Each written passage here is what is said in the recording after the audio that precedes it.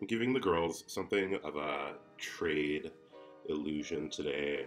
And I say that with emphasis on illusion because I tried to grow out my hair for a few months to start locks and couldn't exactly be patient enough to do that like I did the last time I sort of like really grew out my hair.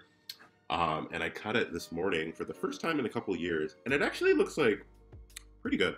Um, but now I feel like I'm back to sort of this life of assimilating, and that's sort of going to be the topic of conversation for this video because I've fucking had it.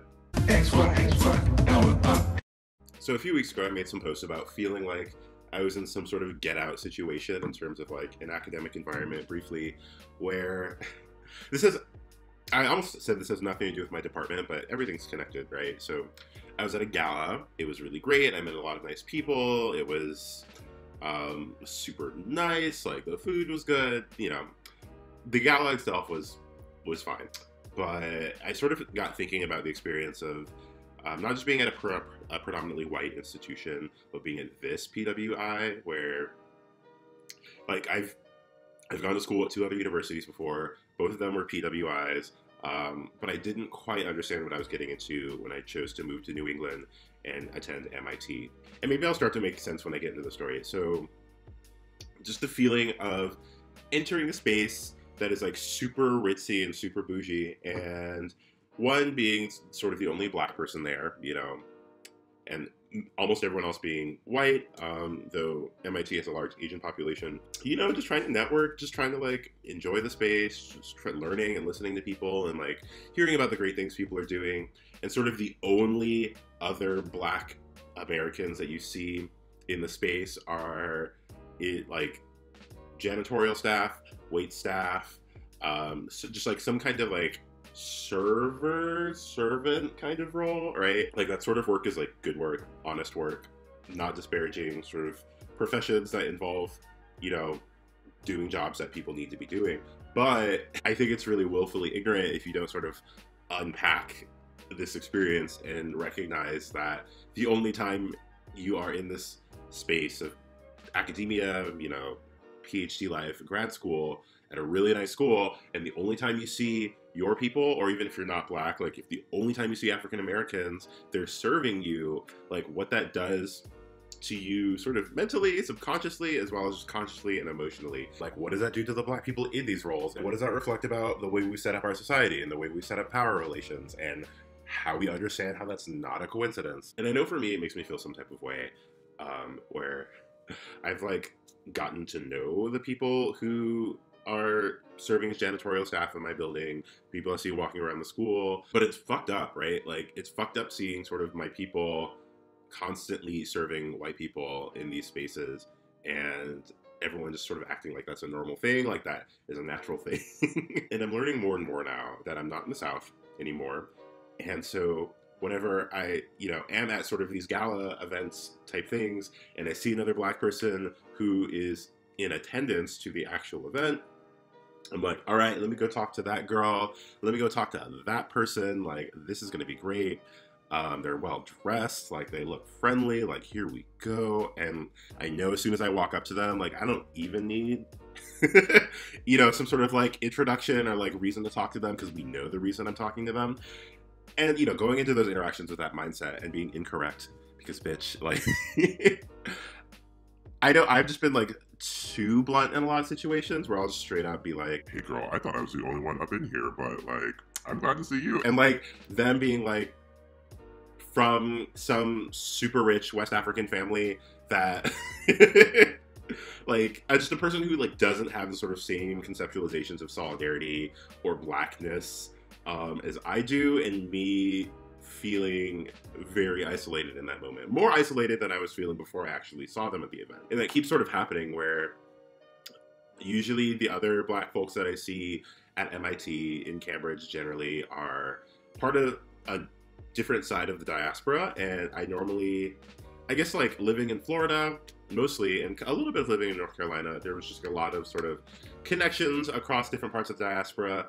The Afro-Latinx people fucked with some African American people. They fucked with the non-Afro-Latinx, like Caribbean black folks.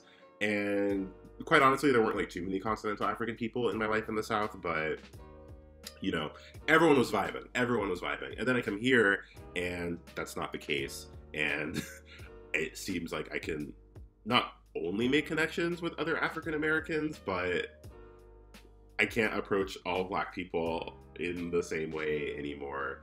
And almost the only times I see people who are from where I'm from, they're, you know, putting on this like weird customer service smiley face while serving a white person some hors d'oeuvre, or cleaning up after a white person dropped their wine glass. And to make everything a little bit more intense, right? So I'll be talking to a group of white people about research. My research explicitly deals with Black communities and sort of navigating race and blah, blah, blah. And some server will interject with like a tray of food, and it felt very Get Out-ish, where it was like some very like fake happy smiley customer service Black person with a tray of fried chicken, put it in the middle of the group, and they're just like, "So anyone want fried chicken? Fried chicken, anyone?" And like they look at you like, "Fried chicken?" And then I'm just like, I really could go for that fried chicken right now, but should I be that person to like grab it first? Like, is anyone else gonna grab it? Like, oh, now they're talking about whether or not fried chicken is keto. Like, I don't, this is too, I'm just not gonna have the chicken. Just, it's okay, thank you. Weird moments like that kind of fuck with your head, right? So I was sort of marinating on that for longer than I needed to after that happened. And then a different server came by with an hors d'oeuvre that was a fucking, like, some kind of departure from a watermelon. And so they just came through like, who wants some watermelon? Anyone want some watermelon? And I'm just like, this is too much. I can't do this. And it's things like that, right? Like, so I was at a super great and informative and intellectually stimulating academic workshop earlier this week. It was deep in Vermont, and I'd never been to Vermont before. Didn't see another Black person the entire time I was there. They just kind of like came back to Cambridge after those 2 days feeling like, woo! You know, that sort of feeling where I had to perform a certain way in conversations in those spaces in order to have meaningful interactions, because if I didn't sort of have this level of performance, if I was actually just like my totally casual self, then people wouldn't get me and might look at me oddly, and there were times where I tried that and it just like doesn't work, and yeah, so, you know, came back here, immediately met up with a good Judy of mine, and we went to a ball in Boston, and that was life-giving, and of course like sustained my spirit in ways that I needed it to be sustained.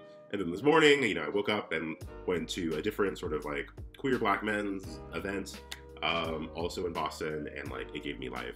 And so I'm like very quickly learning now that if I am to survive here at MIT, I need to leave on a very regular basis and go to the nearest place with a bunch of Black folks. And that usually is some event, some house party, some function in Boston. And yeah, and then I feel like I will be able to make it through this experience of being a PhD student. And hopefully I'm able to make it through successfully.